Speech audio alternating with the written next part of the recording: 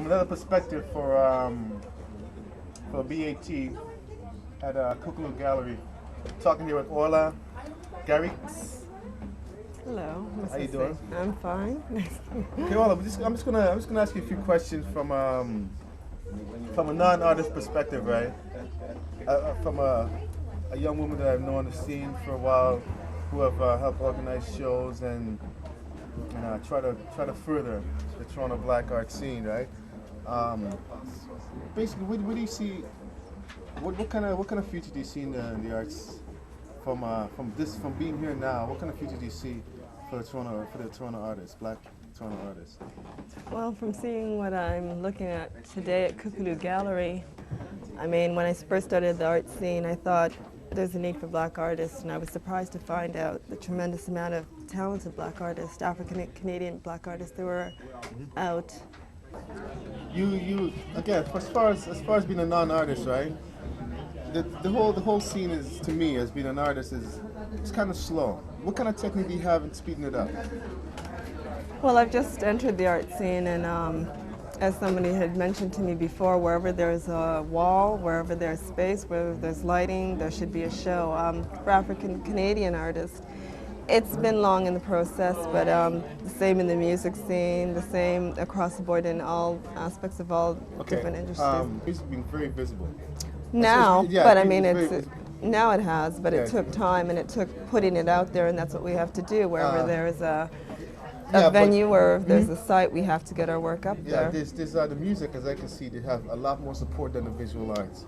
This is probably basically the only black gallery that we know of, other than another gallery on St. Clair.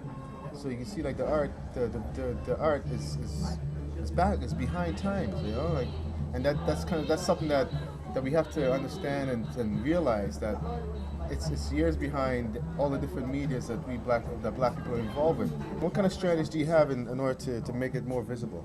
Well, there's organizations like Canbaya who support visual artists. They support artists of all disciplines and create venues for these artists to come out and present their work.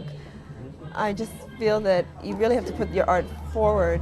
For the longest time, a Eurocentric attitude's been presented as far as visual arts, and if you're looking at that as the focal point, then you get intimidated as an artist and you don't want to put your work out there because you don't feel it's accepted.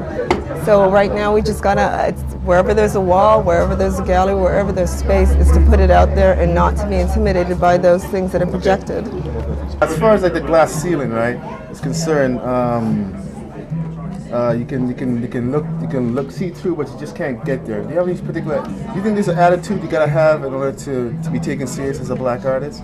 For one thing, I think you have to love what you're doing. Once you start looking at where you can get or trying to break through walls, you kind of lose something in your art. Once you work on that and develop yourself as an artist, you look for ways to promote yourself, and you get a lot further instead of getting caught up in the rhetoric and getting caught up in the who's who and what's what. Okay. Name things as far as strategies, as far as advertisement, like. I don't know about advertisement, but I mean like linking up with other artists, getting involved in organizations that foster growth in artists, and not just if you're an African-Canadian artist. I mean, you look towards galleries have memberships that you can go out there and get. Join a gallery. I mean, they will help build you, they will help give you that information and that accessibility that you're not there for. It's up to the artist to actually work at it or to join some place that will assist them in that. Okay, suppose an artist don't really want to join any organizations, just want to be more like independent.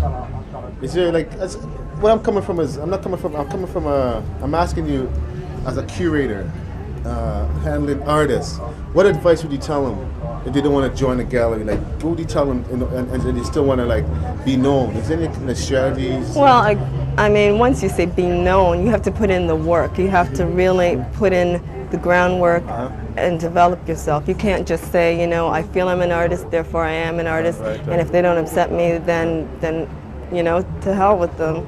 If you want to go through the process of growing, then you have to join things that will foster that growth. True. I do believe that an artist should practice their art, and that's why there's reps. That's to facilitate that empty space to bridge between the artists working and getting their work out there. And I mean, that's another alternative, is to get involved with a rep or get involved with an organization. Olah, how do you see the how do you see, like 5 years from now, how do you see what's going to be happening? As, you know, because you can see like the shows happening, there's a little bit of excitement happening in the art world. You know, there's Salafi coming up and whatnot. Like 5 years, what do you see happening? I mean, positive or negative? It's positive. I mean, there's galleries like this opening up. There's galleries, The Wedge is another African-Canadian studio that's opening up that allows artists to expose their work. I feel people are more ready to, especially with, and I have to link it to music, with the music developing so much, they're ready to actually see the art.